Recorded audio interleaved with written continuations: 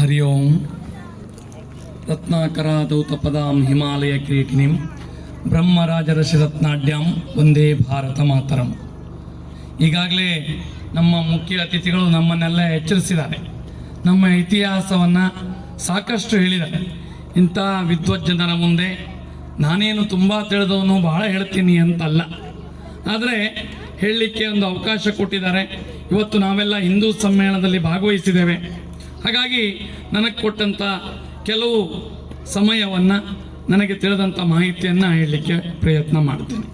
ನಮಗೆಲ್ಲ ಉಪಹಾರ ಕೊಡ್ತೇನೆ ಅಂತ ಹೇಳಿದ್ದಾರೆ, ಮತ್ತು ಇವಾಗ ಕೊಡೋದಿಲ್ಲ, ಕಾರ್ಯಕ್ರಮ ಎಲ್ಲ ಮುಗಿದ ಮೇಲೆ ಕೊಡ್ತಾರೆ. ಹಾಗಾಗಿ ಉಪಹಾರ ತೆಗೆದುಕೊಂಡು ಹೋಗಬೇಕು ಅಂತಂದ್ರೆ ನಾವು ಪೂರ್ಣ ಕಾರ್ಯಕ್ರಮ ಇರಬೇಕು. ಇನ್ನೇನು ಭಾಳ ಹೊತ್ತಿರಲ್ಲ, ನಾವು ಒಂದು 15-20 ನಿಮಿಷ ಹೇಳ್ತೇನೆ. ಯಾಕೆಂದರೆ ನಾವೆಲ್ಲ 2 ಗಂಟೆಯಿಂದನೇ 2 ಕಿಲೋಮೀಟರ್ ಶೋಭಾಯಾತ್ರೆಯಲ್ಲಿ ಬಂದ್ವಿ. ಭಾಳ ಖುಷಿಯಾಗಿ ಬಂದ್ವಿ. ಎಲ್ಲರೂ ಒಟ್ಟಾಗಿ ಇಡೀ ಸಮಾಜ, ಇಡೀ ಹಿಂದೂ ಸಮಾಜ ಒಂದು ಉದ್ದೇಶದಿಂದ, ಏನು, ನಾವೆಲ್ಲ ಒಂದು, ನಾವೆಲ್ಲ ಹಿಂದೂ, ನಾವೆಲ್ಲ ಬಂಧು. ಇಲ್ಲಿ ಬಂಧು ಅಂತಲ್ಲ, ಬಂಧು ಅಂದರೆ ಬಾಂಧವ್ಯ ಅಂತ. ನಾವೆಲ್ಲ ಬಾಂಧವ್ಯದಿಂದ ಒಟ್ಟಾಗಿ ಒಂದು ಉದ್ದೇಶಕ್ಕೆ ನಾವೆಲ್ಲ ಸೇರಿದ್ದೇವೆ. ಇಲ್ಲೆಲ್ಲ ಸಮಾಜದ ಪ್ರತಿನಿಧಿಗಳಿದ್ದಾವೆ. ಅಂದರೆ ನಾವು ಇವತ್ತಿಂದ ಸಂಕಲ್ಪ ಮಾಡ್ತಾ ಇದ್ದೀವಿ, ನಾವೆಲ್ಲ ಒಂದು.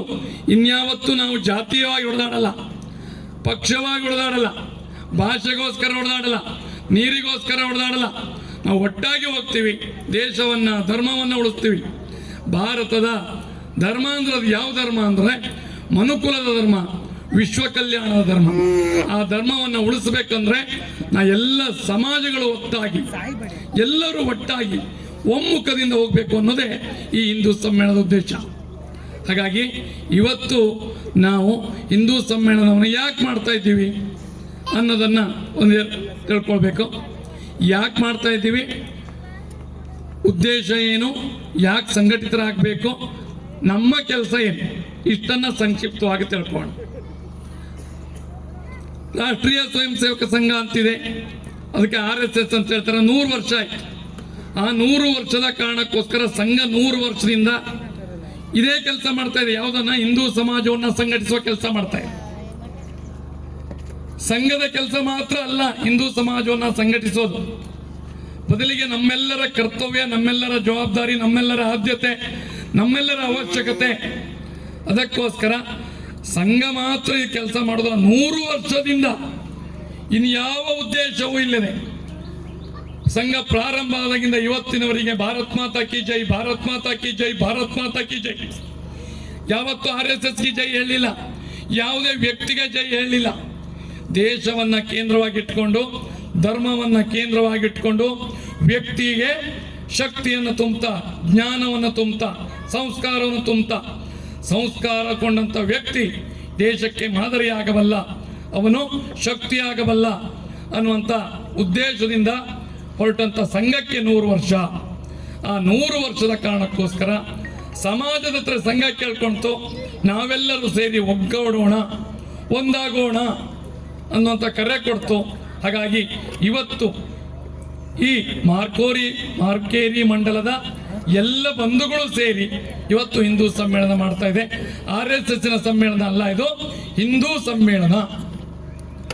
ಅನೇಕ ಜನ ಈ ಮಾರ್ಕೇರಿ ಮಂಡಳದ ಅನೇಕ ತರುಣರು, ಅನೇಕ ಹಿರಿಯರು, ಅನೇಕ ಮಾತೆಯರು ತಿಂಗಳಾನುಗಟ್ಟಲೆ ಸಮಯ ಹಾಕಿದ್ದಾರೆ. ಅನೇಕ ಜನ ಇವತ್ತು ಬೆಳಿಗ್ಗೆ ತಿಂಡಿನೂ ಮಾಡಿರ್ಲಿಕ್ಕಿಲ್ಲ, ಅನೇಕ ಜನ ಬಂಧುಗಳು ಊಟನೂ ಮಾಡಿರ್ಲಿಕ್ಕಿಲ್ಲ. ಯಾಕೆಂದ್ರೆ ಕಾರ್ಯಕ್ರಮ ಚೆನ್ನಾಗಬೇಕು ಅಂತ. ಇವತ್ತೆಲ್ಲ ನಾವು ಶೋಭಾಯಾತ್ರೆ ಬರುವಾಗ ಮಾರ್ಗ ಮಧ್ಯದಲ್ಲಿ ನೋಡಿದ್ವಿ, ಅನೇಕ ಜನ ಶುಭ ಹಾರೈಸಿದ್ದು. ಬರೀ ಕೆಲಸ ಅಷ್ಟೇ ಮಾಡಲಿಲ್ಲ, ಹಣವನ್ನು ಹಾಕಿದ್ದಾರೆ. ಯಾಕೆ ಅಂದರೆ ಎಲ್ಲರ ಮನಸ್ಸಿನಲ್ಲಿ ಒಂದೇ ಭಾವ, ನಾವೆಲ್ಲರೂ ಒಂದಾಗಬೇಕು, ನಾವೆಲ್ಲರೂ ಒಂದಾಗಬೇಕು. ಅವಾಗಲೇ ನಮ್ಮ ಮುಖ್ಯ ಅತಿಥಿಗಳು ಹೇಳಿದ್ರು, ನಮ್ಮ ಮನೆಯಲ್ಲಿ ನಾನು ಬ್ರಾಹ್ಮಣ, ನಮ್ಮ ಮನೆಯಲ್ಲಿ ನಾನು ಗೊಂಡ, ನಮ್ಮ ಮನೆಯಲ್ಲಿ ನಾನು ನಾಮಧಾರಿ. ಸಮಾಜಕ್ಕೆ ಬಂದಾಗ ನಾವೆಲ್ಲ ಒಂದು. ಆ ಉದ್ದೇಶಕ್ಕೋಸ್ಕರವೇ ಇತ್ತು ಹಿಂದೂ ಸಮ್ಮೇಳನ. ಇದು ನೆನಪು ಮಾಡಲಿಕ್ಕೋಸ್ಕರವೇ ಹಿಂದೂ ಸಮ್ಮೇಳನ. ಬಂಧುಗಳೇ, ಈ ರೀತಿ ಸಂಘಕ್ಕೆ 100 ವರ್ಷ ಆದ ಸಂದರ್ಭದಲ್ಲಿ ನಾವೆಲ್ಲ ಒಟ್ಟಾಗಿ ಸೇರಿದ್ದೇವೆ. ಹಿಂದೂಗಳೆಲ್ಲ ಒಂದಾಗಬೇಕು ಅಂತ. ಹಾಗಾದ್ರೆ ಹಿಂದೂ ಅಂದ್ರೆ ಯಾರು, ಹಿಂದುತ್ವ ಅಂದ್ರೆ ಏನು, ಧರ್ಮ ಅಂದ್ರೆ ಏನು ಅನ್ನೋದ್ರ ಕುರಿತು ಸ್ವಲ್ಪ ಯೋಚನೆ ಮಾಡಿ. ನಾವು ಧರ್ಮ ಅಂತ ಬಂದ ಕೂಡಲೇ 4-6 ಧರ್ಮದ ಹೆಸರಿಸ್ತೀವಿ. ಏನೋ ಹಿಂದೂಗಳು, ಮುಸಲ್ಮಾನರು, ಕ್ರಿಶ್ಚಿಯನ್ರು, ಸಿಖ್ಖರು, ಪಾರ್ಸಿಗಳು, ಜೈನರು, ಬೌದ್ಧರು ಹೀಗೆಲ್ಲ ಹೇಳ್ತೀವಿ. ಎಲ್ಲ ಧರ್ಮೀಯರು ಅಂತ. ಅದರಲ್ಲಿ ಒಂದು ಹಿಂದೂ ಧರ್ಮ ಅಂತ. ಆದ್ರೆ ಧರ್ಮ ಅಂದ್ರೆ ಏನು? ಧರ್ಮ ಅಂದ್ರೆ ಯಾವುದು? ಧರ್ಮ ಅಂದ್ರೆ ಅದು ಸರಿಯಾದ ತಿಳುವಳಿಕೆ, ಸರಿಯಾದ ಜ್ಞಾನ, ಸರಿಯಾದ ರೀತಿಯಲ್ಲಿ ಬದುಕುವುದು ಅದು ಧರ್ಮ. ಧರ್ಮ ಅಂದ್ರೆ ಯಾವುದೋ ಪೂಜಾ ಪದ್ಧತಿ ಅಲ್ಲ. ಅದು ಇವತ್ತು ಏನ್ ಮಾಡಿದ್ದಾರೆ ಎಲ್ಲರೂ ಸೇರಿ ಧರ್ಮವನ್ನ ಪೂಜಾ ಪದ್ಧತಿಗೆ ಸೀಮಿತಗೊಳಿಸಿದ್ದಾರೆ. ಧರ್ಮ ಅಂದ್ರೆ ಬದುಕಿನ ರೀತಿ. ಉದಾಹರಣೆಗೆ ನಮ್ಮ ಮನೆಗೆ ಬಂದಿದ್ದಾರೆ ಯಾರೋ ಒಬ್ರು, ಅವನಿಗೆ ಮನೆಯಲ್ಲಿ ಕೇಳ್ತಾರೆ, ಅವನಿಗೆ ನೀರು ಕೇಳ್ದೇನೋ, ಅವನಿಗೆ ಕುಳಿತುಕೊಳ್ಳಿಕ್ಕೆ ಕೇಳ್ದೇನೋ, ಅದು ನನ್ನ ಧರ್ಮ ಮಾರಾಯ. ಅಂದ್ರೆ ಧರ್ಮ ಅಂದ್ರೆ ಮನೆಗೆ ಬಂದವ್ರನ್ನ ಸತ್ಕಾರ ಮಾಡಬೇಕು, ಅದು ಧರ್ಮ. ತಾಯಿಯಾದವಳು ಮಗವನ್ನ ಸರಿಯಾಗಿ ಪಾಲನೆ ಪೋಷಣೆ ಮಾಡುವುದು ಅದು ಅವಳ ಧರ್ಮ. ತಂದೆ ಆದವನು ಮನೆಯ ಜವಾಬ್ದಾರಿಯನ್ನು ಸರಿಯಾಗಿ ಇರುವುದು ಅದು ಅವನ ಧರ್ಮ. ಶಿಕ್ಷಕನಾದವನು ಮಕ್ಕಳಿಗೆ ಮಾರ್ಗದರ್ಶನ ಮಾಡುವುದು ಅದು ಅವನ ಧರ್ಮ. ಕೃಷಿಕನಾದವನಿಗೆ ಒಂದು ಧರ್ಮ, ವಿದ್ಯಾರ್ಥಿಗೆ ಒಂದು ಧರ್ಮ, ಮಕ್ಕಳಿಗೆ ಒಂದು ಧರ್ಮ, ಪೋಷಕರಿಗೆ ಒಂದು ಧರ್ಮ, ಪಾಲಕರಿಗೆ ಒಂದು ಧರ್ಮ, ವಿಜ್ಞಾನಿಗಳಿಗೆ ಒಂದು ಧರ್ಮ, ಸೈನಿಕರಿಗೆ ಒಂದು ಧರ್ಮ, ರಾಜಕೀಯದವರಿಗೆ. ಇವೆಲ್ಲವೂ ಧರ್ಮ ಅಂದ್ರೆ ಸರಿಯಾದ ದಾರಿ, ಸರಿಯಾದ ನಡವಳಿಕೆ, ಸರಿಯಾದ ಬದುಕು, ಇದು ಧರ್ಮ. ಧರ್ಮ ಅಂದ್ರೆ ಪೂಜಾ ಪದ್ಧತಿ ಅಲ್ಲ. ಇವತ್ತೇನು ಅನ್ಕೊಂಡಿದ್ದಾರೆ, ಗಣಪತಿಯನ್ನ, ಈಶ್ವರನನ್ನ, ಹನುಮಂತನನ್ನ ಪೂಜೆ ಮಾಡೋರಲ್ಲ ಹಿಂದೂಗಳು, ಯೇಸುವನ್ನ ಪೂಜೆ ಮಾಡೋನು ಕ್ರಿಶ್ಚಿಯನ್ರು, ಮೊಹಮ್ಮದ್ ಪೈ ಮಗ ನಂಬುವವರು ಮುಸಲ್ಮಾನರು, ಬುದ್ಧನನ್ನು ನಂಬುವವರು ಬೌದ್ಧರು. ನಾನು ಅವೆಲ್ಲ ಧರ್ಮಕ್ಕೆ ಜೋಡಿಸಿದ್ದಾರೆ. ಅವೆಲ್ಲವೂ ಧರ್ಮ ಅಲ್ಲ, ಅವೆಲ್ಲ ಮತಗಳು, ಅವೆಲ್ಲ ಪದ್ಧತಿಗಳು.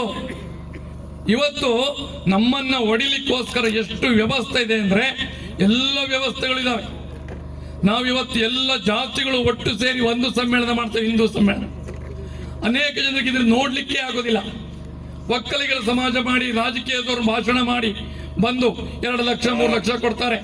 ಬ್ರಾಹ್ಮಣ ಸಮ್ಮೇಳನ ಮಾಡಿ, SC ST ಸಮ್ಮೇಳನ ಮಾಡಿ, ನಾಮಧಾರಿ ಸಮ್ಮೇಳನ ಮಾಡಿ, ಯಾವ ಸಮ್ಮೇಳನ ಮಾಡಿ ಯಾರಿಗೂ ಬೇಜಾರಿಲ್ಲ.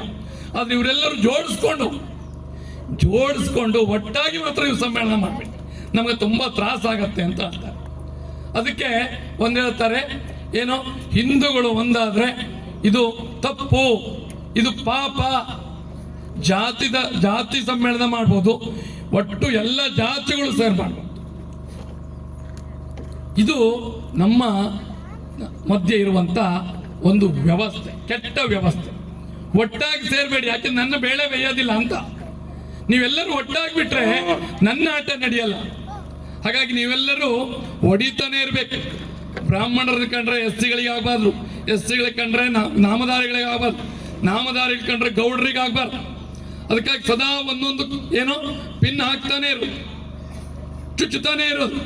ಪರಿಣಾಮವಾಗಿ ನಾವು 850 ವರ್ಷಗಳಕ್ಕಿಂತ ಹೆಚ್ಚು ಕಾಲ ಬೇರೆಯವರು ನಮ್ಮನ್ನು ಆಳಿ, ಬರೀ ಆಳಿದಲ್ಲೇ ಅಷ್ಟೇ ಅಲ್ಲ, ನಾವು ಯಾರು ಅಂತಾನೆ ನಮ್ಮನ್ನು ಮರೆಸಿಬಿಟ್ರು. ಹಾಗಾಗಿ ನಮ್ಮ ಮಧ್ಯೆ ದೊಡ್ಡದಾದಂಥ ಕಂದಕ. ಹಾಗಾಗಿ ಈ ಕಂದಕವನ್ನು ನಿವಾರಿಸಬೇಕು. ಹಿಂದೂ ಇವತ್ತು ಒಂದಾಗಲಿಲ್ಲ ಅಂತಾದ್ರೆ ಮುಂದೆ ಅವನಿಗೆ ಭವಿಷ್ಯ ಇಲ್ಲ. ಅವನು ಒಟ್ಟಾಗಲಿಲ್ಲ ಅಂತಾದ್ರೆ ಅವನು ಹಿಂದೂ ಧರ್ಮ ಅನ್ನೋದು ನಾಶ ಆಗತ್ತೆ. ಹಿಂದೂ ಧರ್ಮದ ನಾಶ ಇದು ಪ್ರಪಂಚದ ವಿನಾಶ. ಹಿಂದೂ ಧರ್ಮ ಇದ್ರೆ ಮಾತ್ರ ಪ್ರಪಂಚ ನೆಮ್ಮದಿಯನ್ನ ಕಾಣುತ್ತೆ.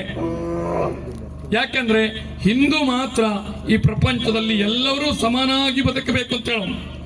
ಲೋಕ ಸಮಸ್ತ ಸುಖಿನೋ ಭವಂತು ಹಿಂದೂ ಮಾತ್ರ ಹೇಳ್ತಾನೆ. ವಸುದೈವ ಕುಟುಂಬಕಂ, ವಸುದೆಯೇ ಒಂದು ಕುಟುಂಬ, ಇಡೀ ಪ್ರಪಂಚವೇ ಒಂದು ಕುಟುಂಬ ಹೇಳೋನು ಹಿಂದೂ ಮಾತ್ರ, ಇನ್ಯಾರು ಹೇಳಲ್ಲ. ಏಕಂ ಸತ್ವಿಪ್ರ ಬಹುಧಾ ವಿದಂತಿ, ಸತ್ಯವೊಂದೇ, ಅದನ್ನ ತಿಳಿದವರು ಬಹುವಾಗಿ ವರ್ಣಿಸ್ತಾರೆ. ನೀವು ಯಾವ ದೇವರನ್ನು ಬೇಕಾದ್ರೂ ಪೂಜೆ ಮಾಡಿ, ಯಾವ ದೇವರನ್ನು ಬೇಕಾದ್ರೂ ಪೂಜೆ ಮಾಡಿ. ದೇವರ ಯಾವ ಪೂಜೆ ಮಾಡಿದ್ರು ನಮ್ಗೆ ಬೇಜಾರಿಲ್ಲ, ಆದ್ರೆ ಅದೆಲ್ಲವೂ ತಲುಪೋದು ಒಬ್ಬ ಭಗವಂತನಿಗೆ ಮಾತ್ರ. ಇದು ಹೇಳೋದು ಭಾರತೀಯ ಧರ್ಮ ಮಾತ್ರ, ಅದು ಹಿಂದೂ ಧರ್ಮ ಮಾತ್ರ, ಇನ್ಯಾರು ಹೇಳಲ್ಲ. ಇಂಥ ಭಾರತೀಯ ಧರ್ಮ ಉಳಿದ್ರೆ ಮಾತ್ರ ಇಡೀ ಪ್ರಪಂಚ ನೆಮ್ಮದಿಯನ್ನ ಕಾಣುತ್ತೆ. ಈ ಹಿಂದೂ ಧರ್ಮವನ್ನ ಬರೀ ಭಾರತೀಯರಾದ ಹಿಂದೂಗಳಾದ ನಾವು ಮಾತ್ರ ಅನುಸರಿಸೋದಲ್ಲ.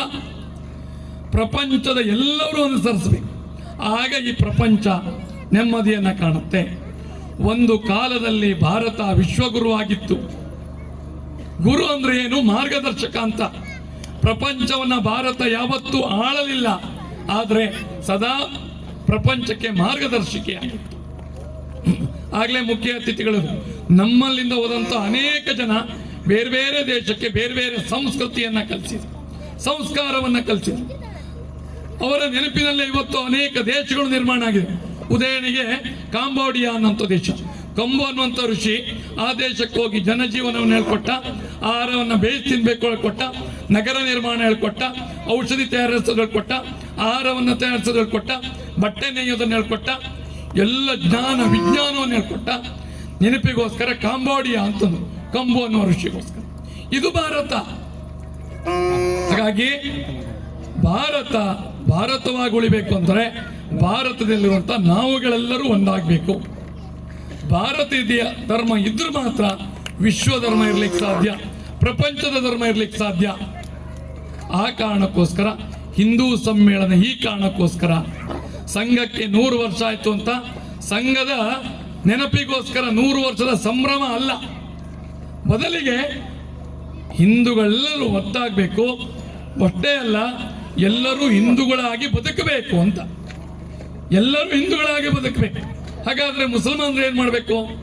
ಅವರು ತಮ್ಮ ಮೊಹಮ್ಮದ್ ಪೈಗಂಬರ್ನ ನೆನಪು, ಅವರು ಮಸೀದಿಗೆ ಹೋಗ್ಲಿ, ಅವರು ನಮಾಜನ್ನ ಮಾಡಲಿ, ಅವರು ಕುರಾನನ್ನ ಪಠಿಸ್ಲಿ, ಇವರು ಚರ್ಚ್ಗೆ ಹೋಗ್ಲಿ, ಯಾರು ಎಲ್ಲಿಗೆ ಬೇಕಾದ್ರೂ ಹೋಗ್ಲಿ. ಆದ್ರೆ ನೀವು ಯಾವ ದೇವರನ್ನು ಬೇಕಾದ್ರೂ ಪೂಜೆ ಮಾಡು, ಆದ್ರೆ ನನ್ನ ದೇವರನ್ನು ಮಾತ್ರ, ನನ್ನ ದೇವರೇ ಶ್ರೇಷ್ಠ ಅಂತ ಅನ್ಬೇಡ, ನಾನೇ ಶ್ರೇಷ್ಠ ಅಂತ ಅನ್ಬೇಡ ಅಂತ ಭಾರತೀಯ ಧರ್ಮ ಹೇಳುತ್ತೆ. ಸರ್ವದೇವ ನಮಸ್ಕಾರಂ ಕೇಶವಂ ಪ್ರತಿಗಚ್ಚತಿ. ಯಾವ ದೇವರಿಗೆ ಬೇಕಾದ್ರೂ ನಮಸ್ಕಾರ ಮಾಡು, ಅದು ಭಗವಂತನನ್ನ ಸೇರುತ್ತೆ. ಇದು ಭಾರತೀಯ ಧರ್ಮ. ಹಾಗಾಗಿ ನಾನು ಪೂಜೆ ಮಾಡೋ ದೇವರನ್ನೇ ನೀನು ಪೂಜೆ ಮಾಡು ಅಂತಂದ್ರೆ, ನಾನು ಉಜ್ಜೋ ಪೇಸ್ಟ್ ಏನೋ ಬ್ರಷ್ ಅಲ್ಲೇ ನೀನು ಉಜ್ಜು ಅಂತ ಹೇಳ್ದಂಗಾಗತ್ತೆ. ಹಾಗೆ ಮಾಡ್ಲಿಕ್ಕಾಗತ್ತಾ? ಬ್ರಷ್ ಅನ್ನೋದು ವೈಯಕ್ತಿಕ, ನಾವು ಯಾವ ದೇವರನ್ನು ಬೇಕಾದ್ರೂ ಪೂಜೆ ಮಾಡ್ಬೋದು. ಆದರೆ ಧರ್ಮ ಅನ್ನೋದು ಸಾಮೂಹಿಕ. ಧರ್ಮವನ್ನ ಎಲ್ಲರೂ ಪಾಲಿಸಬೇಕು, ಧರ್ಮದಂತೆ ಎಲ್ಲರೂ ನಡಿಬೇಕು. ಮತ್ತೆ ಧರ್ಮ ಅಂತ ತಪ್ಪಿಕೊಳ್ಳಬೇಡಿ. ಧರ್ಮ ಅಂದ್ರೆ ಪೂಜಾ ಪದ್ಧತಿ ಅಲ್ಲ, ಧರ್ಮ ಅಂದ್ರೆ ಜೀವನ ಪದ್ಧತಿ. ಧರ್ಮ ಅಂದ್ರೆ ಉತ್ತಮವಾದ ನಡವಳಿಕೆ. ಆ ಉತ್ತಮವಾದ ನಡವಳಿಕೆ, ಶ್ರೇಷ್ಠವಾದ ನಡವಳಿಕೆ, ಪ್ರಪಂಚಕ್ಕೆ ನೆಮ್ಮದಿಯನ್ನು ಕೊಡುವ ನಡವಳಿಕೆ ಯಾವುದು ಅಂದ್ರೆ ಅದು ಹಿಂದೂ ಧರ್ಮದ ನಡವಳಿಕೆ, ಅದು ಹಿಂದೂ ಧರ್ಮದ ಜ್ಞಾನ, ಅದು ಹಿಂದುವಿನ ಬದುಕು. ಆ ರೀತಿಯಾಗಿ ಪ್ರಪಂಚ ಎಲ್ಲ ಬದುಕಿದ್ರೆ ಇಡೀ ಪ್ರಪಂಚ ನೆಮ್ಮದಿಯನ್ನ ಇರುತ್ತೆ. ಹಾಗಾಗಿ ಪ್ರಪಂಚ ವಿಶ್ವ ಕಲ್ಯಾಣವನ್ನು ಬಯಸುವಂತ ಒಂದೇ ಒಂದು ಧರ್ಮ, ಒಂದೇ ಒಂದು ದೇಶ, ಅದು ಭಾರತ. ಭಾರತವಾಗೇ ಇದ್ರೆ, ಭಾರತದಲ್ಲಿ ಹಿಂದುತ್ವ, ಹಿಂದೂ ಧರ್ಮ ಸರಿಯಾಗಿದ್ರೆ ಮಾತ್ರ ಪ್ರಪಂಚ ನೆಮ್ಮದಿಯನ್ನ ಕಾಣುತ್ತೆ. ಹಾಗಾಗಿ ಹಿಂದೂ ಸಮ್ಮೇಳನ ಮಾಡುವ ಉದ್ದೇಶ, ನಾವು ಭಾರತೀಯರು, ನಾವು ಹಿಂದೂಗಳು, ನಾವು ಒಟ್ಟಾಗಿ ಬದುಕಬೇಕು, ಒಂದಾಗಿ ಹೋಗಬೇಕು. ನಮ್ಮ ಧರ್ಮ, ಸಂಸ್ಕೃತಿ, ಆಚರಣೆ, ಪರಂಪರೆ, ನಂಬಿಕೆ ಇವುಗಳನ್ನು ನಾವೇ ಉಳಿಸಬೇಕು. ಇನ್ಯಾರು ಉಳಿಸ್ಲಿಕ್ಕೆ ಸಾಧ್ಯ ಇಲ್ಲ. ನಮ್ಮ ಶ್ರೇಷ್ಠ ವಿಚಾರಗಳನ್ನ ಇನ್ಯಾರು ಉಳಿಸ್ಲಿಕ್ಕೆ ಸಾಧ್ಯ ಇಲ್ಲ. ಅನ್ನೋ ಭದ್ರ ಕತವೋ ಎಂತು ವಿಶ್ವತಃ. ಪ್ರಪಂಚದ ಎಲ್ಲೆಡೆಯಿಂದ ಒಳ್ಳೆಯ ವಿಚಾರಗಳು ಬರಲಿ, ಎಲ್ಲ ಒಳ್ಳೆಯ ವಿಚಾರಗಳನ್ನು ಸ್ವೀಕಾರ ಮಾಡ್ತಾ ನಮ್ಮ ಒಳ್ಳೆಯ ವಿಚಾರವನ್ನ ಪ್ರಪಂಚಕ್ಕೆ ಬಿತ್ತರಿಸೋಣ. ಇದು ಭಾರತೀಯ ಧರ್ಮ, ಇದು ವಿಶ್ವದ ಧರ್ಮ, ಇದು ವಿಶ್ವ ಕಲ್ಯಾಣದ ಧರ್ಮ.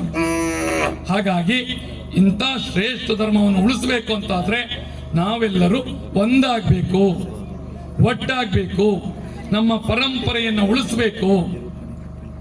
ಅದಕ್ಕೋಸ್ಕರ ಹಿಂದೂ ಸಮ್ಮೇಳನ. ಹಾಗಾಗಿ ನಾವು ಇಡೀ ಪ್ರಪಂಚಕ್ಕೆ ಜ್ಞಾನವನ್ನ ಕೊಡಲಿಕ್ಕೆ ಹೊರಟಂತ ಜನ. ಮೊಟ್ಟ ಮೊದಲು ನಾವು ಜ್ಞಾನವನ್ನ ಹೊಂದಬೇಕು. ನಮ್ಮಲ್ಲಿ ಜ್ಞಾನ, ತಿಳುವಳಿಕೆ, ಪದ್ಧತಿ, ಪರಂಪರೆ ಇದ್ರೆ ನಾವು ಬೇರೆಯವರಿಗೆ ಕೊಡಲಿಕ್ಕೆ ಸಾಧ್ಯ. ಹಾಗಾದ್ರೆ ನಾವೇನು ಮಾಡಬೇಕು? ನಮ್ಮ ಕೆಲಸ ಏನು ಅಂದ್ರೆ, ನಮ್ಮ ಮನೆಯಲ್ಲಿರುವಂತಹ ಪದ್ಧತಿಗಳಿದಾವಲ್ಲ, ಅದನ್ನು ನಾವು ಶ್ರೇಷ್ಠವಾಗಿ ಉಳಿಸಬೇಕು. ಉದಾಹರಣೆಗೆ ನಾನು ನಾಮಧಾರಿ ಇದ್ದೇನೆ ಅಂತ ಇಟ್ಕೊಳ್ಳಿ.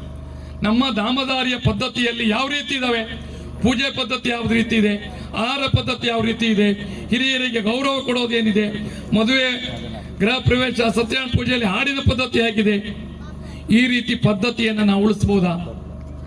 ನಾನು ಬ್ರಾಹ್ಮಣನಿದ್ದೇನೆ, ನನ್ನ ಪದ್ಧತಿ ಯಾವುದು? ತ್ರಿಕಾಲದಲ್ಲಿ ಸಂಧ್ಯಾ ವಂದನೆ, ಮನೆಗೆ ಬಂದಂತ ಅತಿಥಿಗಳಿಗೆ ಉಪಚಾರ, ಜ್ಞಾನವನ್ನು ಹಂಚುವಂತಹದ್ದು, ಸಜ್ಜನಿಕೆಯನ್ನು ಬಿತ್ತರಿಸುವಂತಹದ್ದು, ಈ ರೀತಿ ಉತ್ತಮಗಳನ್ನ ನಾವು ಪಾಲಿಸಿ ಪೋಷಿಸಬಹುದಾ? ಅದೇ ಪ್ರತಿಯೊಂದು ಜಾತಿಗೂ ಅದರದ್ದೇ ಆದಂಥ ಕರ್ತವ್ಯ ಇದೆ. ಭಾರತದಲ್ಲಿ ಜಾತಿಗಳು ನಶಿಸಿದರೆ ಧರ್ಮ ನಶಿಸುತ್ತೆ. ಜಾತಿ ಅನ್ನುವಂಥದ್ದು ಕೆಟ್ಟದ್ದಲ್ಲ, ಎಲ್ಲ ಜಾತಿಗಳು ಒಟ್ಟಾಗೋದ್ರೆ ಅದು ಶ್ರೇಷ್ಠವಾಗತ್ತೆ. ಒಂದೇ ಜಾತಿ ಇದ್ರೆ ಸಮಾಜದಲ್ಲಿ ಬದುಕಲಿಕ್ಕೆ ಆಗಲ್ಲ. ಉದಾಹರಣೆಗೆ ನಾನು ಬ್ರಾಹ್ಮಣನಿದ್ದೇನೆ ಅಂತ ಇಟ್ಕೊಳ್ಳಿ, ನಾನು ಒಬ್ಬನೇ ನಮ್ಮ ಮನೆಯಲ್ಲಿ ಮದುವೆಯನ್ನು ಆಚರಿಸಲಿಕ್ಕೆ ಸಾಧ್ಯವ? ಇದಕ್ಕೆ ನಾಮಧಾರಿಗಳು ಬೇಕು, ಶಟ್ರ್ ಬೇಕು, ಭಟ್ರು ಬೇಕು, ವಡ್ರು ಬೇಕು, ಬಾಳೆ ತರೋನ್ ಬೇಕು, ಪಾತ್ರೆ ತೊಳೆಯೋನ್ ಬೇಕು, ಅಡಿಗೆ ಮಾಡೋನ್ ಬೇಕು, ಬಂಗಾರ ಮಾಡೋನ್ ಬೇಕು, ಬಾಸಿಂಗ ಮಾಡೋನ್ ಬೇಕು, ತೋರಣ ಹಾಕೋಬೇಕು, ಅಕ್ಕಿ ಬೆಳೆಯೋನ್ ಬೇಕು. ಯಾರೆಲ್ಲ ಜಾತಿವು? ಎಷ್ಟು ಜಾತಿಗಳಿದಾವೆ? ಎಲ್ಲ ಜಾತಿಗಳಿದ್ರೆ ಒಂದು ಮದುವೆ ಮಾಡ್ಲಿಕ್ಕಾಗತ್ತೆ ಒಂದು ಜಾತಿ. ಅದು ಯಾವುದೇ ಸಮಾಜ ಇದೆ ಇಲ್ರಿ. ನಾನು SC ST ನನಗೆಲ್ಲ ಸಿಕ್ಕಾಮಟ್ಟೆ ಸರ್ಕಾರ ಕೊಡುತ್ತೆ, ನನ್ನನ್ನು ಬೈದ್ರೆ ನಿಮಗೆ ಸರ್ಕಾರ ಶಿಕ್ಷೆ ಮಾಡುತ್ತೆ, ನನಗೆ ಯಾರು ಬೇಡ ಆಗತ್ತಾ? ಆಗಲ್ಲ. ಎಲ್ಲ ಜಾತಿಗಳು ಸಾಮರಸ್ಯದಿಂದ ಸಾಮೂಹಿಕವಾಗಿ ಅವರವರ ಮನೆಯಲ್ಲಿ ಅವರವರ ಜಾತಿ ಪದ್ಧತಿಯನ್ನು ಮಾಡ್ತಾ ಸಮಾಜದಲ್ಲಿ ನಾವು ಒಟ್ಟಾಗಿ ಬದುಕಿದಾಗ ಇದು ಶ್ರೇಷ್ಠವಾದ ಸಮಾಜ ಆಗುತ್ತೆ. ಈ ರೀತಿಯಾಗಿ ಬದುಕಿದವರು ನಮ್ಮ ಹಿರಿಯರು. ಮುಖ್ಯ ಅತಿಥಿಗಳು ಹೇಳಿದ್ರು, ಹೊಡೆದದ್ದು ಯಾರು ಅಂತಂದ್ರೆ ನಮ್ಮನ್ನ ಆಳ್ದವರು, ಇವತ್ತಿಗೂ ಹೊಡಿತಾ ಇದ್ದಾರೆ ನಮ್ಮನ್ನ ಆಳುವವರು. ಒಟ್ಟಾಗಬೇಡಿ. ಹಾಗಾಗಿ ಜಾತಿಗೊಂದು ಧರ್ಮ ಮಾಡ್ಲಿಕ್ಕೆ ಕೊಟ್ಟಿದ್ದಾರೆ. ಲಿಂಗಾಯತರಿಗೊಂದು ಧರ್ಮ, ಇನ್ನೊಂದು ಸ್ವಲ್ಪ ದಿವಸಕ್ಕೆ ಬ್ರಾಹ್ಮಣರಿಗೆ ಒಂದು ಸ್ವಲ್ಪ ಧರ್ಮ, ಇನ್ನೊಂದು ಸ್ವಲ್ಪ ದಿವಸ ಗೊಂಡ್ರಿಗೂ ಒಂದು ಧರ್ಮ. ಯಾಕೆ? ಎಲ್ಲರೂ ನೀವು ಬೇರೆ ಬೇರೆನೇ ಇರ್ಬೇಕು, ಒಟ್ಟಾಗಬಾರ್ದು. ಯಾರೂ ಒಟ್ಟಾಗಬಾರ್ದು. ಯಾಕೆ? ನನ್ನ ಕುರ್ಚಿ ಉಳಿಯಲ್ಲ. ನನ್ನ ಕುರ್ಚಿ ಇರ್ಬೇಕಂದ್ರೆ ನೀವೆಲ್ಲ ಹೊಡಿಬೇಕು. ಜಾತಿಗಳ ಮಧ್ಯೆ ವಿಷವನ್ನು ಬಿತ್ತಬೇಕು, ಆಗ ನಾನು ಕುರ್ಚಿ ಉಳಿತು. ಹಾಗಾಗಿ ಪ್ರತಿನಿತ್ಯ ಪರದೇಶದಿಂದ ಬಂದಂತ ಹಣವನ್ನ ಇಲ್ಲಿನ ಸೋಕಾಲ್ಡ್ ಯಾರ್ಯಾರೋ ಪ್ರಮುಖರು ಇಲ್ಲಿ ಒಂದಿಷ್ಟು ಜನರಿಗೆ ಹಂಚ್ತಾರೆ, ಇಲ್ಲಿ ವಿಷ ಬೀಜ ಬಿತ್ತುವಂತ ಕೆಲಸವನ್ನು ಮಾಡ್ತಾರೆ. ನಮಗೆ ಇಲ್ಲಿರುವಂತ ನಾವು ಸಾಮಾನ್ಯ ಜನ, ನಾವು ಬಹಳ ಏನೋ ಸಜ್ಜನರು, ನಮ್ಗೆ ಯಾವುದು ಗೊತ್ತಾಗಲ್ಲ. ಅಯ್ಯೋ ನಮ್ಮ ಜಾತಿಯವನಿಗೆ ಬೈದ್ಬಿಟ್ರು ಅಂತ ಒಟ್ಟಾಗ್ಬಿಡ್ತೀವಿ, ನನ್ನ ಜಾತಿಯವನಿಗೆ ಅವಮಾನ ಆಯ್ತು ಅಂತ ಒಟ್ಟಾಗ್ಬಿಡ್ತೀವಿ. ಆದ್ರೆ ನನ್ನ ದೇಶಕ್ಕೆ ಅವಮಾನ ಆಯ್ತು ಒಟ್ಟಾಗಲ್ಲ, ನನ್ನ ಧರ್ಮಕ್ಕೆ ಅವಮಾನ ಆಯ್ತು ಒಟ್ಟಾಗಲ್ಲ. ಕಳೆದ ವರ್ಷ ತಮಿಳುನಾಡಿನ ಒಬ್ಬ ಸಂಸದ ಈ ಸನಾತನ ಧರ್ಮ ಹಿಂದೂ ಧರ್ಮ ನಾಶ ಆಗ್ಬೇಕು ಅಂತಂದ. ನಾವು ಯಾರ್ಯಾರು ಇಲ್ಲಿ ಕೂತವ್ರು ವಿರೋಧ ಮಾಡಿದೇವ, ನಮಗೇನು ಅನ್ನಿಸ್ಲೇ ಇಲ್ಲ. ನಾಳೆ ಏನಾದ್ರು ಈ ಗೊಂಡ್ರ ಜಾತಿ ಅಲ್ಲ, ಏನು ಕೆಟ್ಟ ಜಾತಿ, ಉದಾಹರಣೆಗೆ ಹೇಳಿದೆ, ನನ್ನನ್ನು ಹೊರಗೋಗ್ಲಿಕ್ಕೆ ಬಿಡಲ್ಲ, ಈ ಊರಿಂದ ಹೊರಗೋಗುತ್ತೆ ನನ್ನ ಬಡ್ದಾಕ್ಬಿಡ್ತಾರೆ, ಪೇಪರಲ್ಲಿ ಬರುತ್ತೆ, ಅದಕ್ಕೆ ಮತ್ತಷ್ಟು ಜನ ಇದು ಮಾಡ್ತಾರೆ. ಬ್ರಾಹ್ಮಣರವರೆಲ್ಲ ಕೆಟ್ಟವ್ರು ಅಂತ ಅಂದ್ಕೊಳ್ಳಿ, ಬ್ರಾಹ್ಮಣರೆಲ್ಲ ಒಟ್ಟಾಗಿ ಹೊಡೆದದ್ದು. ಅಂದ್ರೆ ಜಾತಿಗೆ ಬೈದ್ರೆ ನೋವಾಗತ್ತೆ, ಧರ್ಮಕ್ಕೆ ಬೈದ್ರೆ ನಮ್ಗೆ ನೋವಾಗಲ್ಲ. ಅದಕ್ಕಾಗಿ ಇವತ್ತು ಹಿಂದೂ ಸಮ್ಮೇಳನ ನಾವು ಎಚ್ಚರಗೊಳ್ಬೇಕು ಅನ್ನೋ ಕಾರಣಕ್ಕೋಸ್ಕರ. ವ್ಯಕ್ತಿ ಅಂದ್ರೆ ಅದು ಜಾತಿ, ಮನೆ ಅಂದ್ರೆ ಧರ್ಮ. ಮನೆ ಇದ್ರು ವ್ಯಕ್ತಿ, ಮನೆ ಇಲ್ಲ ಅಂದ್ರೆ ಆ ವ್ಯಕ್ತಿಗೆ ಯಾವುದೇ ಪ್ರಾಧಾನ್ಯತೆ ಇಲ್ಲ. ನಾವು ವ್ಯಕ್ತಿನೇ ಪ್ರಧಾನವಾಗಿ ಹೊರಟಿದ್ದೇವೆ, ಮನೆಯನ್ನ ದೂಷಿಸ್ತಾ ಇದ್ದೇವೆ. ಮನೆ ಸರಿಯಾಗಿದ್ರೆ ಮಾತ್ರ ವ್ಯಕ್ತಿಗೆ ಒಂದು ಬೆಲೆ. ಹಾಗಾಗಿ ಧರ್ಮ ಅಂದ್ರೆ ಒಂದು ಮನೆ ಇದ್ದಾಗೆ, ಮನೆ ಚೆನ್ನಾಗಿದ್ರೆ ಆ ವ್ಯಕ್ತಿಗೆ ಒಂದು ಬೆಲೆ. ಹಾಗಾಗಿ ಮೊದಲಿರಬೇಕಾಗಿದ್ದು ನಮ್ಮ ಧರ್ಮ, ನಂತರ ನಮ್ಮ ಜಾತಿಯನ್ನ ನಮ್ಮ ಮನೆಗಳಲ್ಲಿ ಶ್ರೇಷ್ಠವಾಗಿ ಮಾಡಬೇಕು, ನಮ್ಮ ಕುಟುಂಬಗಳಲ್ಲಿ ಅದನ್ನ ಉಳಿಸಬೇಕು, ಬೆಳೆಸಬೇಕು. ಸಮಾಜಕ್ಕೆ ಬಂದಾಗ ಎಲ್ಲ ಸಮಾಜ ಒಟ್ಟುಗೂಡಿ ನಾವೆಲ್ಲ ಒಂದು, ನಾವೆಲ್ಲ ಹಿಂದೂ, ನಾವೆಲ್ಲ ಬಂಧು. ಸಮ್ಮೇಳನದಲ್ಲಿ ಮಾತ್ರ ಅಲ್ಲ, ಪ್ರತಿನಿತ್ಯ, ಪ್ರತಿ ಕ್ಷಣ, ಪ್ರತಿ ಯೋಚನೆ ನಮ್ಮದು ಇದಾಗಿರ್ಬೇಕು. ಅದಕ್ಕಾಗಿ ಹಿಂದೂ ಸಮ್ಮೇಳನ.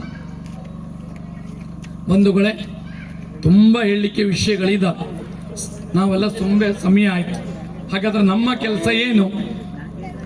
ನಮ್ಮ ಜವಾಬ್ದಾರಿ ವ್ಯಕ್ತಿಗತವಾಗಿ ನಾವು ಏನು ಮಾಡಬೇಕು? ಸಮಾಜವಾಗಿ ಧರ್ಮವನ್ನ, ಸಂಸ್ಕೃತಿಯನ್ನ, ಸಂಸ್ಕಾರ ಉಳಿಸ್ಲಿಕ್ಕೆ ನಾವೇನ್ ಮಾಡಬೇಕು? ನಮ್ಮ ಕೆಲಸ ಏನು ಅಂತ ಯೋಚನೆ ಮಾಡೋಣ. ನಮ್ದೆಲ್ಲ ಮನೆಗಳಿದಾವೆ, ಮನೆಗಳಲ್ಲಿ ಪದ್ಧತಿಗಳಿದಾವೆ. ಮನೆಗೆ ಏನ್ ಹೇಳ್ತೀವಿ, ಕುಟುಂಬ. ಕುಟುಂಬಕ್ಕೆ ಒಂದು ಪದ್ಧತಿ. ಇವತ್ತು ಮನೆಗಳ ಪರಿಸ್ಥಿತಿ ಹೇಗಿದೆ? ನಾವಿಲ್ಲಿ ಕುಳಿತವ್ರ ಮನೆ ಅಂತಲ್ಲ, ಒಟ್ಟು ಸಮಾಜ, ಮನೆ ಮಂದಿ ಎಲ್ಲರೂ ಒಟ್ಟಾಗಿ ಕುಳಿತು ಊಟ ಮಾಡದೆ ಎಷ್ಟು ದಿನಗಳಾದವು? ಎಷ್ಟು ಮನೆಗಳಲ್ಲಿ ಮೊದಲೆಲ್ಲ ಮಾತಾಡ್ತಾ ಹರಟೆ ಹೊಡಿತಾ ಒಟ್ಟಾಗಿ ಊಟ ಮಾಡಿ ಒಟ್ಟಾಗಿ ಖುಷಿ ಪಡ್ತಿದ್ವಿ. ಅನೇಕ ಮನೆಗಳಲ್ಲಿ ಒಟ್ಟಾಗಿ ಊಟ ಮಾಡದೆ ಅನೇಕ ದಿನಗಳೇ ಆದವು. ಅಂದ್ರೆ ಒಟ್ಟಾಗಿ ಕುಳಿತು ನಾವು ವಾರಕ್ಕೊಮ್ಮೆ ಆದ್ರೂ ಊಟ ಮಾಡ್ತೀವ? ಪ್ರತಿನಿತ್ಯ ಊಟ ಮಾಡುವಾಗ ದೇವರನ್ನ, ನಮ್ಮ ಹಿಂದೂ ಧರ್ಮದ ವಿಶೇಷತೆ ನೋಡಿ, ಪ್ರತಿ ಕ್ಷಣಕ್ಕೂ ದೇವರನ್ನ ಧ್ಯಾನಿಸದೆ ಯಾವ ಕೆಲಸನೂ ಮಾಡಲ್ಲ. ಸ್ನಾನಕ್ಕೆ ಹೋದಾಗ ಸ್ನಾನ ಮಾಡ್ತಾ ಇರ್ತೀವಿ, ಗಂಗೆ ಯಮುನೆ ಚೈವ ಗೋದಾವರಿ ಸರಸ್ವತಿ ನರ್ಮದೆ ಸಿಂಧು ಕಾವೇರಿ ಜಲೇಸ್ಮಿನ್ ಸನ್ನಿಧಿಂ ಕುರು. ಎಲ್ಲೋ ಉತ್ತರದಲ್ಲಿರುವಂತಹ ಗಂಗಾ ಯಮುನಾ ಸರಸ್ವತಿ, ಎಲ್ಲೋ ಕಾವೇರಿ. ಸ್ನಾನ ಮಾಡೋದು ನಮ್ಮನೆ ಬಚ್ಚಲವನ್ನೇ ನೀರು, ಅವೆಲ್ಲ ನೆನಪು ಮಾಡ್ತಾ ಶ್ರೇಷ್ಠವಾಗಿ ನಾವು ಸ್ನಾನ ಮಾಡಿ ಊಟ ಮಾಡುವಾಗ ಅನ್ನಪೂರ್ಣೆ ಸದಾಪೂರ್ಣೆ ಶಂಕರೆ ಪ್ರಾಣವಲ್ಲವೇ. ಊಟ ಮಾಡುವಾಗ ಒಂದು ಮಂತ್ರ, ಊಟ ಮಾಡ್ತಾ ಮಾಡ್ತಾ ಒಂದು ಮಂತ್ರ, ಊಟದ ನಂತರ ಒಂದು ಮಂತ್ರ, ಮಲಗುವಾಗ ಒಂದು ಮಂತ್ರ, ಏಳುವಾಗ ಒಂದು ಮಂತ್ರ. ಅಂದ್ರೆ ನಮ್ಮ ಹಿಂದೂಗಳ ಆ ಬದುಕಿನ ರೀತಿ ಪ್ರಪಂಚಕ್ಕೆ ಇಷ್ಟು ಮಾರ್ಗದರ್ಶ, ಇಷ್ಟು ಶ್ರೇಷ್ಠ. ಅಂದ್ರೆ ಇದನ್ನು ಉಳಿಸೋರು ಯಾರು? ಯಾರು ಉಳಿಸೋರು? ಕುಮಟಾದವ್ರು ಉಳಿಸ್ಬೇಕಾ, ಭಟ್ಕಳದವ್ರು ಉಳಿಸ್ಬೇಕಾ, ಮಾರುಕೇರಿಯವ್ರು ಉಳಿಸ್ಬೇಕಾ, ಗೌಡ್ರು ಉಳಿಸ್ಬೇಕಾ, ಭಟ್ರು ಉಳಿಸ್ಬೇಕಾ, ಶಟ್ರು ಉಳಿಸ್ಬೇಕಾ? ನಾವೇ ಉಳಿಸ್ಬೇಕಾಗಿದ್ದು. ಇವತ್ತೆಲ್ಲ ದೇವಸ್ಥಾನಗಳಲ್ಲಿ ಗಂಟೆ ಬಾರಿಸ್ಲಿಕ್ಕೆ ಏನ್ ಬಂದಿದಾವೆ? ಮಷಿನ್ ಹಚ್ಬೇಕು. ಅದೇನು ಕೀರು ದನಿಯಲ್ಲಿ ಕೂಗುತ್ತೆ ಅಂತ ಗರ ಗರ ಗರ ಗರ ಕುಣುತ್ತೆ.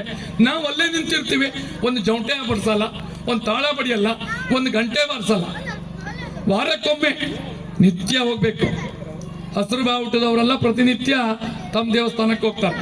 ಕೇಸರಿ ಬಾವುಟದವ್ರಿಗೆ ಪುರ್ಸತ್ತೇ ಇಲ್ಲ, ವಾರಕ್ಕೊಮ್ಮೆ ಹೋಗ್ಲಿಕ್ಕೂ ಪುರ್ಸತ್ತಿಲ್ಲ. ರಾಮ ಯಾರೋ, ಕೃಷ್ಣ ಯಾರೋ, ಹನುಮಂತ ಗೊತ್ತಿಲ್ಲ, ಆಂಜನೇಯ ಗೊತ್ತಿಲ್ಲ. ಇಲ್ಲಿ ಕೂತಂತ ಮಕ್ಕಳು ಕೇಳಿ, ರಾಮ ಯಾರು, ಕೃಷ್ಣ ಯಾರು, ಹನುಮಂತ ಯಾರು?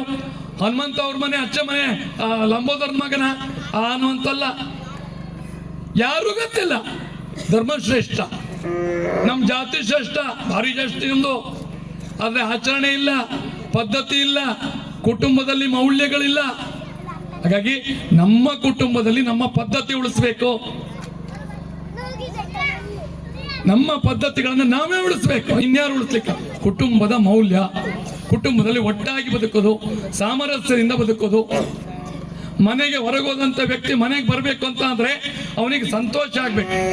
ಯಪ್ಪ ನಾ ಮನೆಗೆ ಹೋಗ್ತಾ ಇದ್ದೀನಿ ಅಂತ, ಅದು ಹೆಣ್ಣಿರ್ಲಿ ಗಂಡಿರ್ಲಿ, ಮನೆಗೆ ಹೊರಗೋಗಿ ಒಳಗೆ ಬರುವಾಗ, ಅದು ನೆಂಟರ ಮನೆಗೆ ಹೋಗಿರ್ಲಿ, ಪೇಟೆಗೆ ಹೋಗಿರ್ಲಿ, ಇನ್ನೆಲ್ಲ ಹೋಗಿರ್ಲಿ, ಹೋಗಿ ವಾಪಸ್ ಮನೆಗೆ ಬರುವಾಗ ಸಹರ್ಷದಿಂದ ಸಂತೋಷವಾಗಿ ಬರ್ಬೇಕು ಮನೆಗೆ.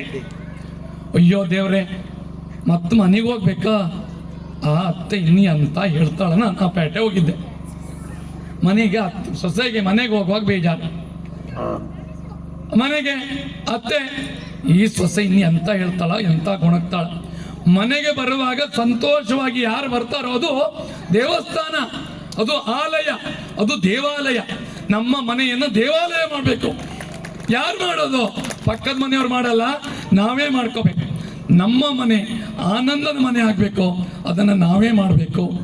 ನಮ್ಮನೆ ಪದ್ಧತಿ, ಆಚರಣೆ, ನಡವಳಿಕೆ. ನಮ್ಮಲ್ಲಿ ಅನೇಕ ಜನ ಹೇಳ್ತಾರೆ ಮೂಢನಂಬಿಕೆ ಅಂತ. ನಮ್ಮಲ್ಲಿ ಯಾವುದು ಮೂಢನಂಬಿಕೆ ಇಲ್ಲ, ಕೆಲವು ಮಾತ್ರ ಇದಾವೆ. ಅವನನ್ನು ಮುಟ್ಸ್ಕೋಬೇಡ, ಇದು ಮೂಢನಂಬಿಕೆ. ಮುಟ್ಕೊಂಡ್ಬಿಟ್ರೆ ಜಾತಿ ಕೆಟ್ಟೋಗುತ್ತೆ, ಇದು ಮೂಢನಂಬಿಕೆ. ಅದು ಬಿಟ್ಟರೆ ಇನ್ಯಾವುದು ಮೂಢನಂಬಿಕೆ ಇಲ್ಲ, ಎಲ್ಲವೂ ಮೂಲ ನಂಬಿಕೆ. ಮೂಲ ಮೊದಲಿಂದ ಬಂದದ್ದು. ಆ ಮೂಲ ನಂಬಿಕೆಗಳನ್ನ ನಮ್ಮ ಕುಟುಂಬದಲ್ಲಿ ಉಳಿಸಬೇಕು. ಇನ್ನು ನಾವು ನಮ್ಮ ಜೀವನ ಪದ್ಧತಿ ಆಗಿದೆ ಸ್ವದೇಶಿ ಜೀವನ ಪದ್ಧತಿಯನ್ನು ಮಾಡ್ತೀವ. ಏನು ಸ್ವದೇಶಿ ಜೀವನ ಪದ್ಧತಿ ಅಂದ್ರೆ ನಮ್ಮ ಮನೆಯ ಮಗುವಿನ ಹುಟ್ಟುಹಬ್ಬವನ್ನ ನಮ್ಮದೇ ರೀತಿಯಲ್ಲಿ ಮಾಡ್ತೀವ, ಆಚರಣೆಗಳನ್ನು ಮಾಡ್ತೀವ. ನಮ್ಮಲ್ಲಿ ಇವತ್ತೆಲ್ಲ ಹೇಗೆ ಮಾಡ್ತೀವಿ?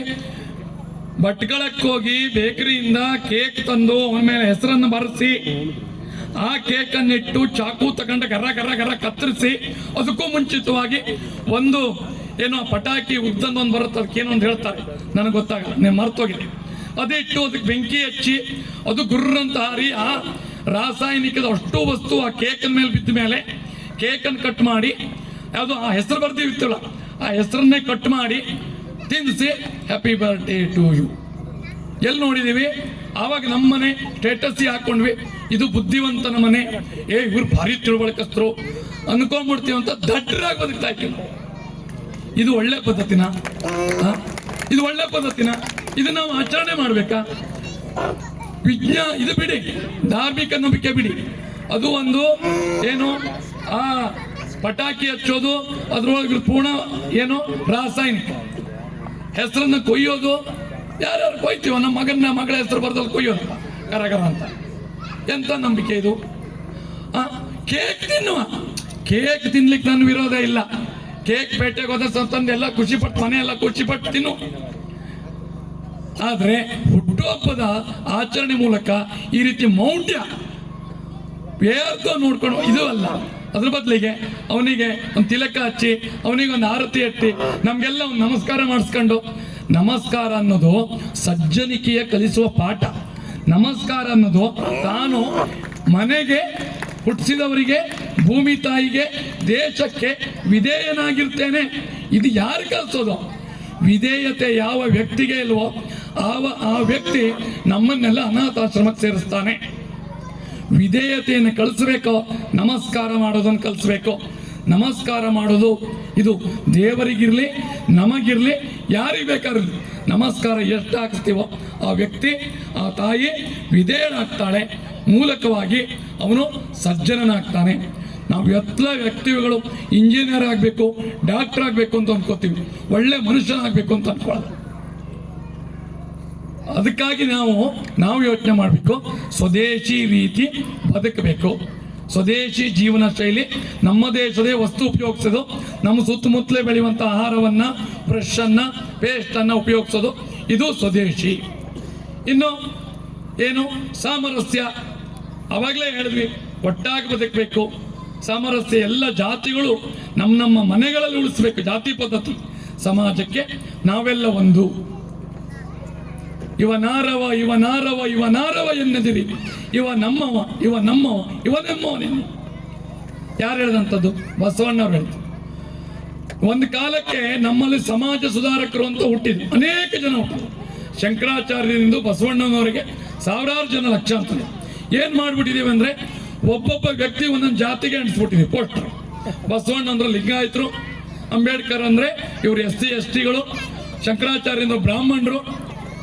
ಶಂಕರಾಚಾರ್ಯರು ಇಡೀ ಹಿಂದೂ ಸಮಾಜಕ್ಕೆ ಶ್ರೇಷ್ಠ, ಬಾಬಾ ಸಾಹೇಬ್ ಅಂಬೇಡ್ಕರ್ ಅವರು ಇಡೀ ಭಾರತಕ್ಕೆ ಶ್ರೇಷ್ಠ, ಬಸವಣ್ಣವರು ಇಡೀ ಪ್ರಪಂಚಕ್ಕೆ ಶ್ರೇಷ್ಠ, ಯಾವುದೇ ಒಂದು ಜಾತಿಗೆ ಅಲ್ಲ. ಇವತ್ತು ಆ ಜಾತಿಗೆಲ್ಲ ಒಂದೊಂದು ಧರ್ಮವನ್ನು ಅಂಟಿಸಿ ಇವರು ನಮ್ಮ ಜಾತಿಯವರು, ನಮ್ಮ ಹೆಮ್ಮೆ ಅಂತ ಓಡಾಡ್ಕೊಂಡಿದ್ದೀವಿ. ನಮ್ಮನ್ನು ಒಡೆಯುವವರು, ನಮ್ಮನ್ನು ಆಳುವವರು ಇದನ್ನು ಉಪಯೋಗಿಸ್ಕೊಳ್ತಾ ಇವ್ರನ್ನೆಲ್ಲ ಜಾತೀಯತೆವಾಗಿ ಹೊಡಿತಾ ಇದ್ದಾರೆ. ಆದರೆ ಎಲ್ಲರೂ ಮನುಕುಲಕ್ಕೆ ಅವರು ಮಾರ್ಗದರ್ಶಕರು. ಹಾಗಾಗಿ ಯಾವುದೋ ಜಾತಿಗೆ ಅಂಬೇಡ್ಕರ್ ಸೀಮಿತ ಅಲ್ಲ, ಇಡೀ ಭಾರತ ದೇಶಕ್ಕೆ, ಇಡೀ ಹಿಂದೂ ಸಮಾಜಕ್ಕೆ ಶ್ರೇಷ್ಠ. ಅಂಬೇಡ್ಕರ್ ಅವರ ಹೆಸರು ಬಂದಾಗ ನೆನಪು ಮಾಡ್ತಾನೆ, ಸಂವಿಧಾನದ ಮಾತೃ ಬಾಬಾ ಸಾಹೇಬ್ ಅಂಬೇಡ್ಕರ್. ಈ ಸಂವಿಧಾನ ಅಂತ ಇವತ್ತು ಸಾಕಷ್ಟು ಜನ ಹೇಳ್ತಾರೆ. ಎಲ್ಲಿವರೆಗೆ ಭಾರತದಲ್ಲಿ ಹಿಂದೂಗಳು ಇರ್ತೀವ, ಹಿಂದೂ ಧರ್ಮ ಇರುತ್ತ, ಅಲ್ಲಿವರೆಗೆ ಬಾಬಾ ಸಾಹೇಬ್ ಅಂಬೇಡ್ಕರ್ ಅವರಿಗೆ ಅಥವಾ ಅವರು ಕೊಟ್ಟಂತ ಏನೋ ಸಂವಿಧಾನಕ್ಕೆ ಬೆಲೆ. ಹಿಂದೂಗಳು ಎಲ್ಲಿಲ್ವ ಅಲ್ಲಿ ಸಂವಿಧಾನಕ್ಕೆ ಬೆಲೆ ಇಲ್ಲ. ಎಲ್ಲಿ ಹಿಂದೂಗಳು ಒಟ್ಟಾಗಿಲ್ವ ಅಲ್ಲಿವರೆಗೆ ಯಕ್ಷಗಾನಕ್ಕೆ ಬೆಲೆ ಇಲ್ಲ. ಎಲ್ಲಿಗೆಲ್ಲೂ ಹಿಂದೂಗಳು ಇರೋದಿಲ್ವ ಅಲ್ಲಿ ಸಂಗೀತಕ್ಕೆ ಮಾನ್ಯತೆ ಇಲ್ಲ. ಎಲ್ಲಿ ಹಿಂದೂಗಳು ಇರಲ್ವ ಸಂಸ್ಕೃತಿ ಇರಲ್ಲ. ನಾನು ಪ್ರಖ್ಯಾತವಾದಂಥ ಏನು ವೈದಿಕ, ನಾನು ಜ್ಯೋತಿಷಿ, ನಾನು ಸಂಗೀತ, ನಾನು ಯಕ್ಷಗಾನ, ನಾನು ಅವ್ವ, ನಾನು ಇನ್ನೊವ್ವ ಎಲ್ಲ ಹೇಳ್ತೀವಿ. ಆದರೆ ಎಲ್ಲವೂ ಇರಬೇಕು ಅಂತಾದರೆ ಹಿಂದುತ್ವ, ಹಿಂದೂ ಧರ್ಮ ಇದ್ರೂ ಮಾತ್ರ ಇವೆಲ್ಲವಕ್ಕೂ ಬೆಲೆ. ನಮ್ಮ ಸಂವಿಧಾನಕ್ಕೂ ಸಹ ಧರ್ಮ ಎಲ್ಲಿವರಿಗಿರುತ್ತೋ ಅಲ್ಲಿವರಿಗೆ ಮಾತ್ರ ಬೆಲೆ. ಯಾವತ್ತು ಹಿಂದೂ ಧರ್ಮ ನಾಶ ಆಗತ್ತೋ, ಯಾವತ್ತು ಹಿಂದೂಗಳು ಅಲ್ಪಸಂಖ್ಯರಾಗ್ತೀವೋ ಅವತ್ತು ಇವು ಯಾವುದೂ ಇರಲ್ಲ.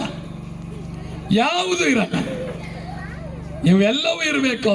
ನಾವು ಹಿಂದೂಗಳು ಒಂದಾಗಬೇಕು, ನಾವು ಶಕ್ತಿವಂತರಾಗಬೇಕು, ಸಾಮರಸ್ಯದಿಂದ ಬದುಕಬೇಕು. ಹಾಗಾಗಿ ನಾವೆಲ್ಲರೂ ಸಾಮರಸ್ಯವಂತರಾಗಬೇಕು. ಇನ್ನು ನಮ್ಮದಿನ್ನೇನು, ನಮ್ಮ ಕರ್ತವ್ಯ, ನಾಗರಿಕ ಕರ್ತವ್ಯ. ಇವತ್ತು ನಾವು ಸಾಮಾನ್ಯವಾಗಿ ಹೇಳ್ತೀವಿ, ಹಕ್ಕುಗಳಿಗೋಸ್ಕರ ಹೋರಾಟ ಮಾಡ್ತೀವಿ. ನನಗೆ ಆ ಹಕ್ಕುಂಟು, ನನಗೆ ಈ ಹಕ್ಕುಂಟು, ನನಗೆ ಮಾತಾಡುವ ಹಕ್ಕುಂಟು, ನನಗೆ ಧಾರ್ಮಿಕ ಆಚರಣೆ ಹಕ್ಕುಂಟು, ವಿದ್ಯಾಭ್ಯಾಸ ಮಾಡೋ ಹಕ್ಕುಂಟು.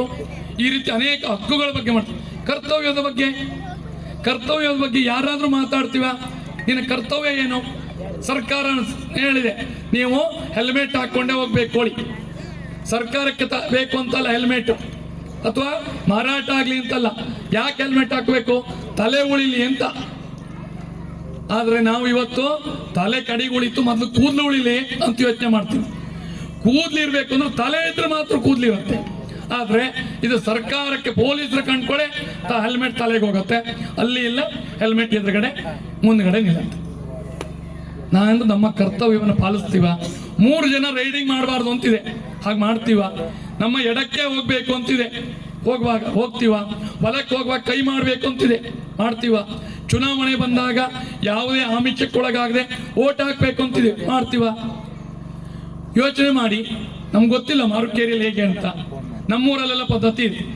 ನಮಗೆ ಮತದಾನದ ಕಟ್ಟೆ 2 ಕಿಲೋಮೀಟರ್ 3 ಕಿಲೋಮೀಟರ್ ದೂರ. ನಾವು ಹೋಗುವಾಗ ನಮ್ಗೆ ಯಾವ್ದಾದ್ರು ಪಕ್ಷದವ್ರು ಗಾಡಿ ಕಳಿಸ್ಬೇಕು.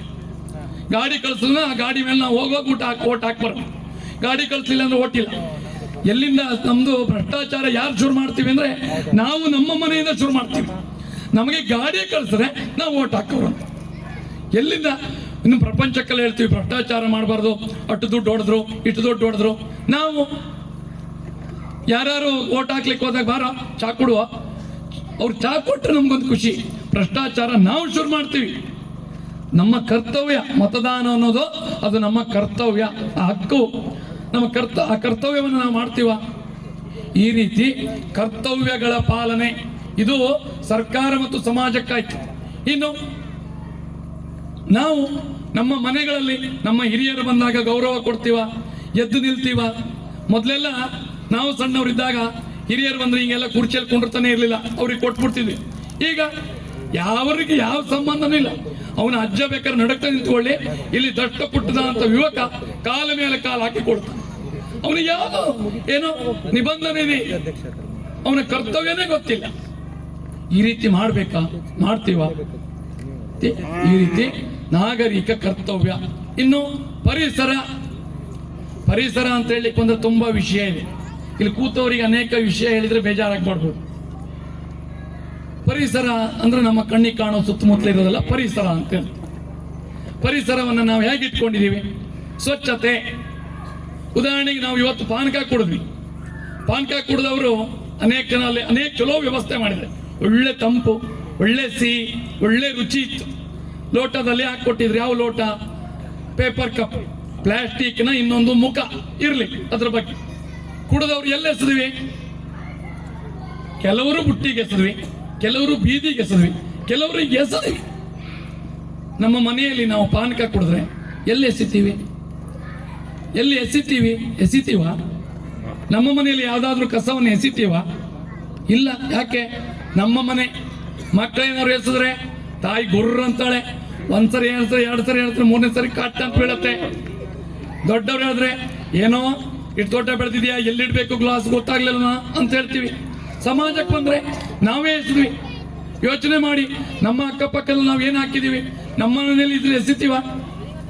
ನಮ್ಮ ಮನೆಯಲ್ಲಿ ಕುಡಿದ ಲೋಟವನ್ನ ಎಸಿತೀವ? ಎಸಿಯಲ್ಲ. ಮನೆ ಅಂದ್ರೆ ಇದು ನಂದು, ಬೀದಿ ಅಂದ್ರೆ ಸರ್ಕಾರದ್ದು, ದೇವಸ್ಥಾನ ಆಡಳಿತ ಕಮಿಟಿದು, ಶಾಲೆ ಅವ್ರದ್ದು, ಪಂಚಾಯತಿದು, ರಸ್ತೆ PWD ನಮ್ದೇನು? ಹಾಗಾಗಿ ಇಲ್ಲೂ ಎಸೆದಿದ್ದೀವಿ, ಊರಲ್ಲೂ ಎಸ್ತೀವಿ, ಬೀದಿಯಲ್ಲೂ ಎಸೆದೀವಿ. ನಾವು ಹೇಳ್ತೀವಿ ಜಪಾನ್ ಅಂದ್ರೆ ಪಳ ಪಳ ಪಳ ಪಳ ಹೊಳೆಯುವಂತ ರಸ್ತೆ, ಶುದ್ಧ ಸ್ವಚ್ಛ ಸುಂದರ ನಗರ ಸಿಡ್ನಿ, ಜಪಾನ್, ಇನ್ನೇನೋ ಶಬ್ದಗಳನ್ನು ಹೇಳ್ತೀವಿ. ಅವರಿಗೆಲ್ಲ ಯಾವ ದೇಶದವ್ರು ಬಂದು ಸ್ವಚ್ಛ ಮಾಡಿದ್ರು? ಯಾರಿಗೆ ಇದು ನನ್ನದು ಅಂತ ಅನ್ಸುತ್ತೋ ಅದನ್ನ ನಾವು ಚೆನ್ನಾಗಿ ಇಟ್ಕೊಳ್ತೀವಿ. ಹಾಗಾಗಿ ನನ್ನದು ಅಂತ ಅನ್ಸಿದ್ರೆ ಮಾತ್ರ ನಮ್ಮ ಊರು ಚೆನ್ನಾಗಿರ್ಲಿಕ್ಕೆ ಸಾಧ್ಯ.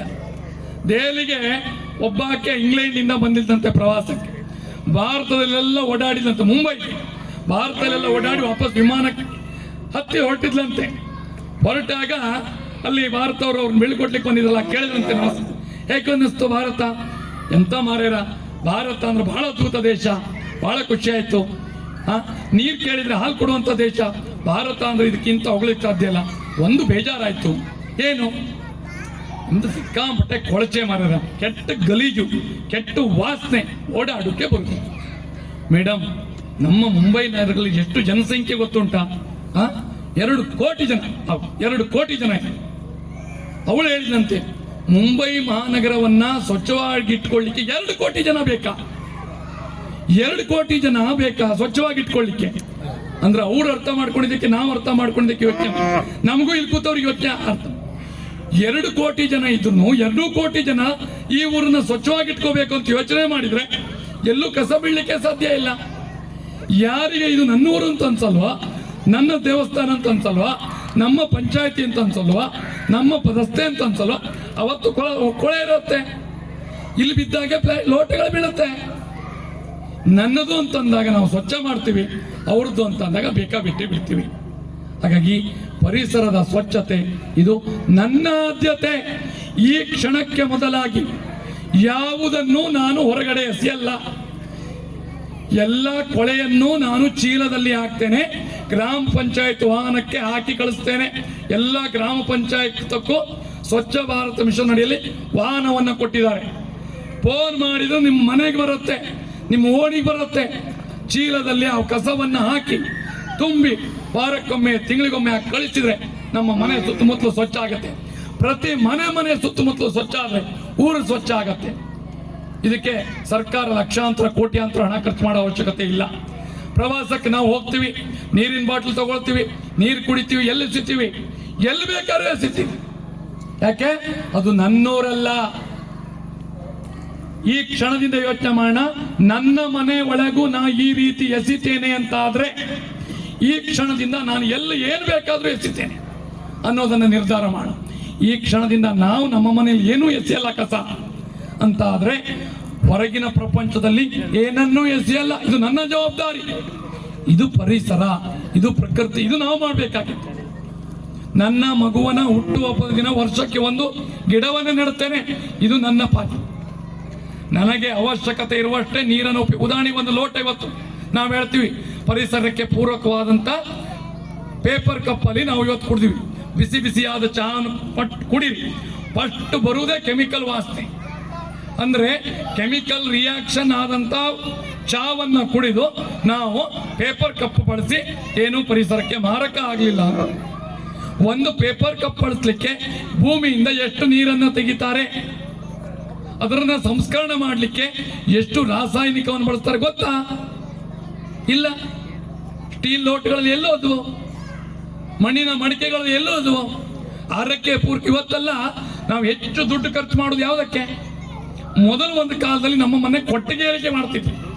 ಇವತ್ತು ನಾವು ಹೆಚ್ಚು ಖರ್ಚು ಮಾಡುವುದು ಯಾವುದಕ್ಕೆ? ನಮ್ಮ ಆರೋಗ್ಯಕ್ಕೆ. ಆರೋಗ್ಯ ಕೆಟ್ಟಿದ್ದು ಎಲ್ಲಿಂದ?